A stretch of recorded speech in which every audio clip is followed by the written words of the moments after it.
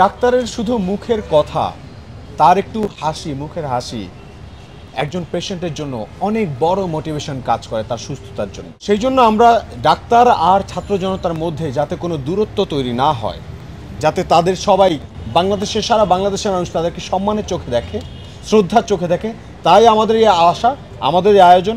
শেখ হাসিনার নেতৃত্বে যখন আন্দোলন চলাকালীন সময়ে পুলিশ গুলি ছোড়ে এবং আওয়ামী সন্ত্রাসীরা গুলি ছোড়ে, তখন অনেক শিক্ষার্থীরা এবং জনতারা আহত হয় এবং আহত হওয়ার সময় সেই অবস্থায় যখন হাসপাতালে আসে তখন স্বৈরাচার শেখ হাসিনা তার নির্দেশনায় যারা হাসপাতালে এসেছে অনেককেই তখন কি ট্রিটমেন্ট দেওয়া হয় নাই। হ্যাঁ, এইরকম একটা অভিযোগ আমাদের কাছে এসেছে। আমরা জেনেছি বিভিন্ন হাসপাতালে শিক্ষার্থীরা গিয়েছে, জনতারা গিয়েছে, পুলিশ তাদেরকে হেনস্থা করেছে, ওই অবস্থা তাদেরকে অ্যারেস্ট করে নিয়ে গেছে, কিন্তু হাসপাতালে কোনো ট্রিটমেন্ট করানোর ব্যবস্থা করে নাই। এটা দেখা যায় যে একটা মানবাধিকার লঙ্ঘন করা হয়েছে ওই সময়টায়। তো এই সময়টায় যারা ডাক্তার ছিল, তাদের সম্মান তো আমাদের কাছে অনেক উপরে, তাদেরকে আমাদের রাখি আমরা হৃদয়ের মণিকোঠায়। ডাক্তারদের সম্মান আমাদের কাছে এমন। তো এমন কিছু ডাক্তার ছিল যারা শেখ হাসিনার যে দল, সেই দলীয় লেজুরভিত্তিক রাজনীতি করার মাধ্যমে তারা তাদের যে ডাক্তারের যে মর্যাদা, ডাক্তারের যে মহত্ব, এই মহত্বটাকে নষ্ট করেছে। হ্যাঁ, আমরা এটা মনে করছি যে তারাও শেখ হাসিনার দোসর।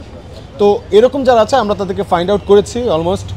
তবে এটার বিপরীতে আপনারা এটা হয়তো জেনে থাকবেন যে অনেক ডাক্তাররা আছে, অনেক ডাক্তার ভাইয়েরা আছে, যে ডাক্তার ভাইয়েরা আন্দোলন চলাকালীন সময়ে শেখ হাসিনার এত বাধা নিষেধ থাকা সত্ত্বেও তারা লুকিয়ে লুকিয়েও চিকিৎসা দিয়ে গেছেন আমাদের ভাইদেরকে। তাদের প্রতি আমাদের সম্মান, তাদের প্রতি আমাদের স্যালুট। সেই আজকে এখানে আসা ভাই বোন যারা আমাদের শিক্ষার্থী, আহত শিক্ষার্থী এবং ছাত্র জনতাকে, যারা ওই সময় শেখ হাসিনা এবং পুলিশের বাধা থাকা সত্ত্বেও তাদেরকে চিকিৎসা দিয়েছেন, তাদের প্রতি আমরা শ্রদ্ধা জানিয়ে আজকে তাদেরকে আমরা ফুলের সংবর্ধনা বা শুভেচ্ছা জানাতে আজকে এখানে এসেছি। এবং শুধু আজকে চক্ষু বিজ্ঞান ইনস্টিটিউটেই নয়, আমরা এখন অর্থোপেডিক্স যেই আমাদের ন্যাশনাল ইনস্টিটিউট অফ ট্রমাটোলজি, ওখানেও যাব। আমরা সেখানে গিয়ে দেখব, আমাদের যারা ভাইয়ের আছে তাদেরকেও আমরা দেখব এবং যারা ডাক্তার আছে তাদেরকেও আমরা ফুলের শুভেচ্ছা জানাবো। তারা যাতে ভবিষ্যতে একটা বর্ডার লাইন স্পষ্ট হয়ে যায়, যাতে বাংলাদেশে আর কোনো স্বৈরাচার জন্মাতে না পারে, সেই জন্যই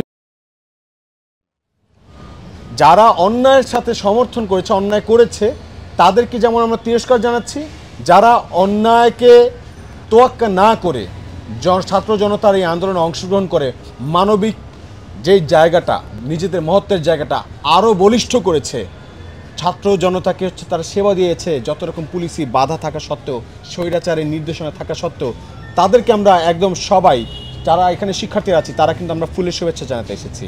এবং আমরা এইটাই মেসেজ দিচ্ছি, যারা স্বৈরাচারী তাদেরকে বর্জন করেছে বা বর্জন করবে ভবিষ্যতে, এই যে স্বৈরাচারের মনোভাব এটা প্রত্যাখ্যান করবে, যারা জনতার জন্য কাজ করবে, মানুষের জন্য কাজ করবে, মানুষের হয়ে মানুষের মতো কাজ করবে, তাদের প্রতি আমাদের শ্রদ্ধা।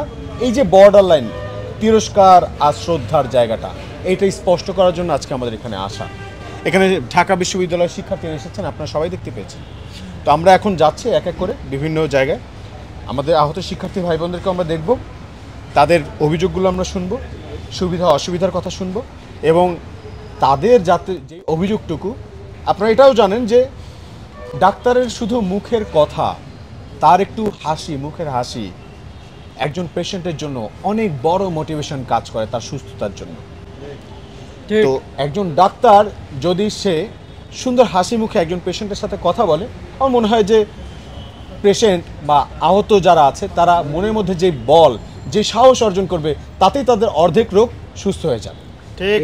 তো সেই জন্য আমরা ডাক্তার আর ছাত্র জনতার মধ্যে যাতে কোনো দূরত্ব তৈরি না হয়, যাতে তাদের সবাই সারা বাংলাদেশের মানুষ তাদেরকে সম্মানের চোখে দেখে, শ্রদ্ধার চোখে দেখে, তাই আমাদের এই আশা, আমাদের এই আয়োজন, আমাদের এই ফুল নিয়ে আসা, আমাদের এই ভালোবাসা, শুভেচ্ছা বিনিময় করা। এবং সবাইকে ধন্যবাদ আমাদের সঙ্গে আসার জন্য।